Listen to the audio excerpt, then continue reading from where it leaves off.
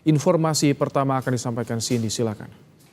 Ya, terima kasih Ibrahim. Kita awali Kompas Petang dengan informasi jenazah pebulu tangkis Tiongkok Zhang Zijie yang meninggal saat membela Tiongkok di kejuaraan Asia Junior 2024 masih berada di Rumah Sakit Dr. Sarjito, Yogyakarta.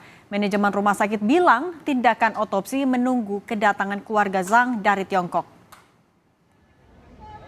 Manajemen RSUP Dr. Sarjito Yogyakarta mengakui jenazah masih berada di dalam ruang forensik dan belum dilakukan tindakan apapun, termasuk otopsi.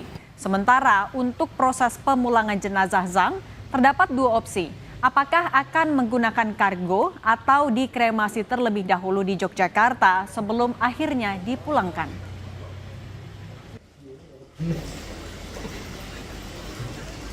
Pasien atau atlet kita ini sementara kita masukkan ke ruang pendingin di kedokteran forensik ini.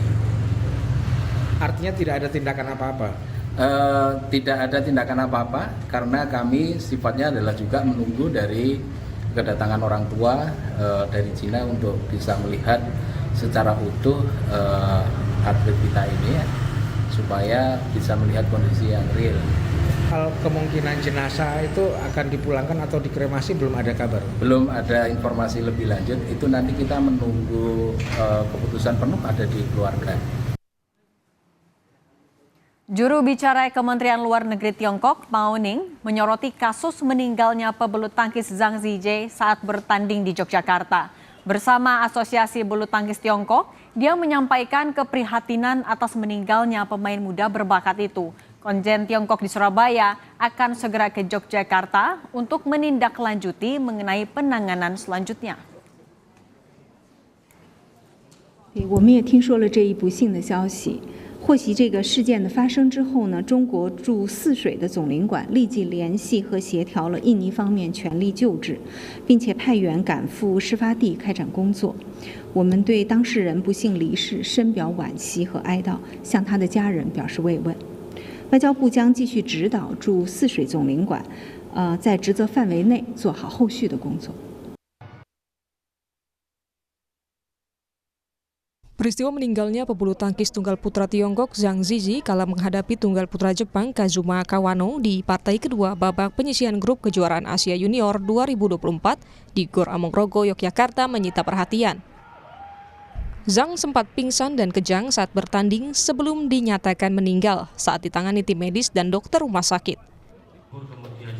Disoroti soal lambatnya penanganan tim medis memberikan pertolongan pertama pada Zhang, PBSI pun buka suara. Kami dari panitia juga dari PBSI sudah menjalankan SOP-nya dengan baik dan benar. Itu bisa ke depan, mungkin ke depan kita akan segera menyurati ke BWF agar aturan bahwa tim medis baru bisa masuk setelah ada panggilan dari referee. Kita harapkan ke depan bisa melihat sikon lah, harapannya dengan lebih cepat lagi ditangani.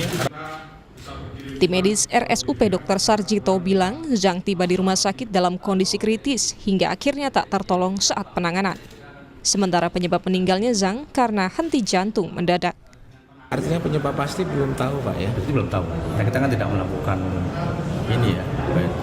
bisa pemeriksaan yang lebih dalam.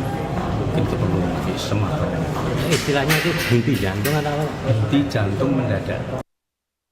Jenazah Zhang akan dipulangkan usai koordinasi antara Kementerian Luar Negeri Tiongkok dan Indonesia. Tim Liputan, Kompas TV.